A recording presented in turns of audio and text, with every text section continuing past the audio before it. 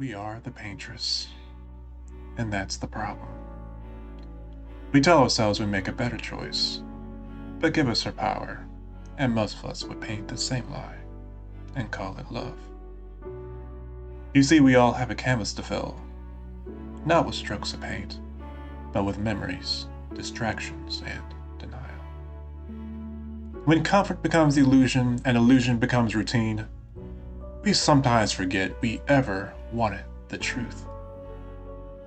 In Clair Obscur Expedition 33, the Paintress isn't our enemy. She is what happens when grief becomes godhood. When we realize we can do more harm with open hands than with a clenched fist. Who is the Paintress? Why did her family turn against her? And why does her story feel so familiar? So much like her own. Some people bury their pain. Others paint over it. Either way, it's still there, rotting underneath. You will not take this canvas from me. Aline, better known as the Paintress, is often portrayed as the antagonist of Clair Obscur Expedition 33.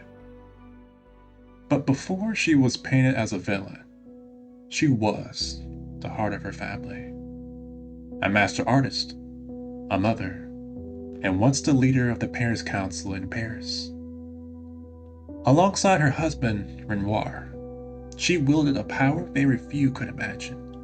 The ability to create entire living worlds within a painted canvas, and then step inside them. Together, they pushed the boundaries of the art itself, building countless realms of wonder. They raised 3 children, Verso, Clea, and Licia. Verso, in particular, shared a deep bond with Aline through painting and the piano. Everything collapsed when a rival organization known as the Writers Guild targeted Alicia, thus sparking a fire in their family manor. Verso died trying to save his younger sister. Alicia survived, but was left scarred, broken, and mute. Aline felt she lost both kids that day. Verso was gone, and when she looked at Alicia's scars, she couldn't help but see the price he paid.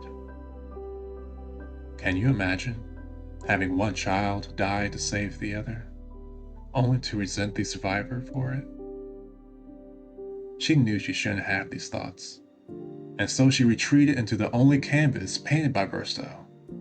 It was a childhood painting where echoes of his soul still lingered, and there, she locked herself inside.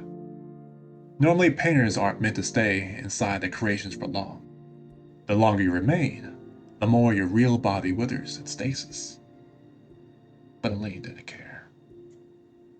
In that painted world, she could remember him, hear him, and thus decided to create a painted version of her entire family, exactly as they were the days before.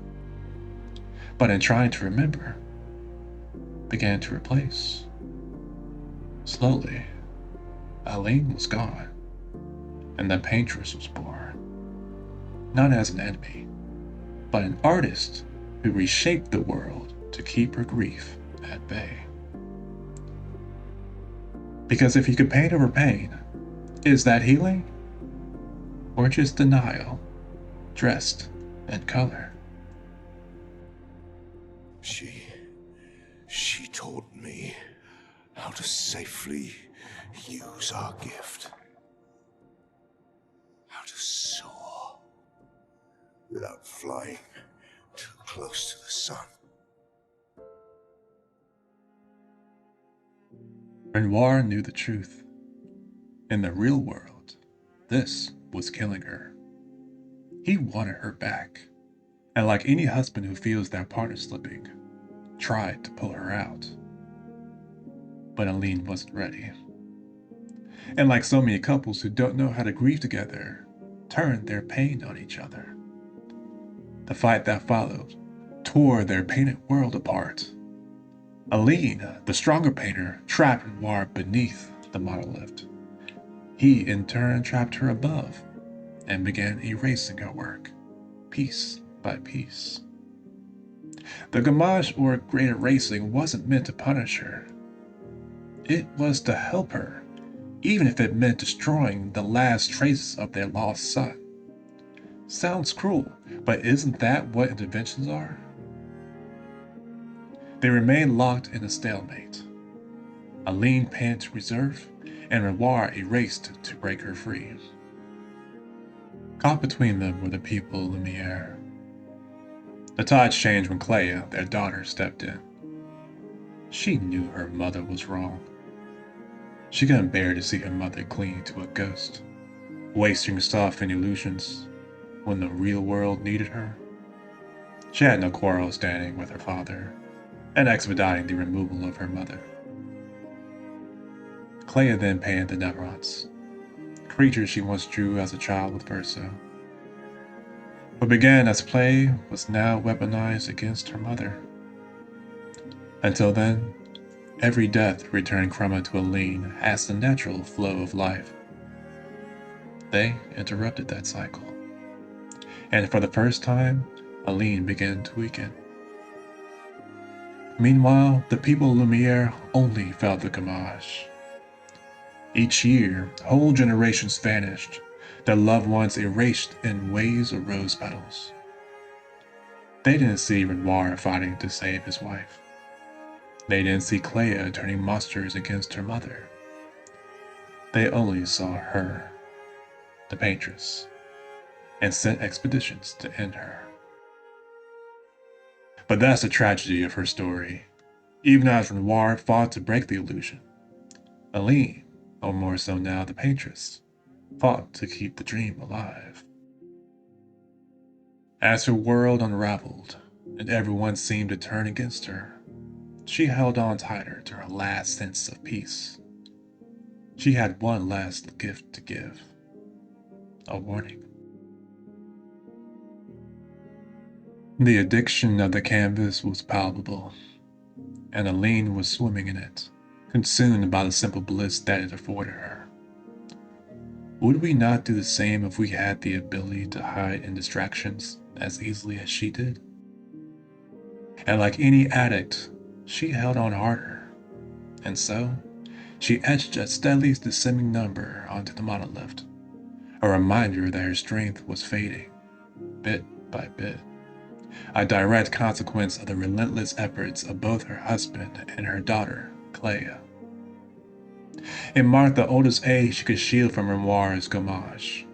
Each year, that number dropped by one, and each year, fewer lives she could save. At first, this sounds like an act of love, but really, it was an addict clinging to her lie, unable to let go. She could no longer tell painting from reality, and like anyone lost in their own addiction, escape could only come through intervention. Mourning is one thing, and quite understandable, but to have your grief poison the world around you, that's something else entirely. And yet, do we not do the same? Cling to illusions because they feel safe, or make us numb?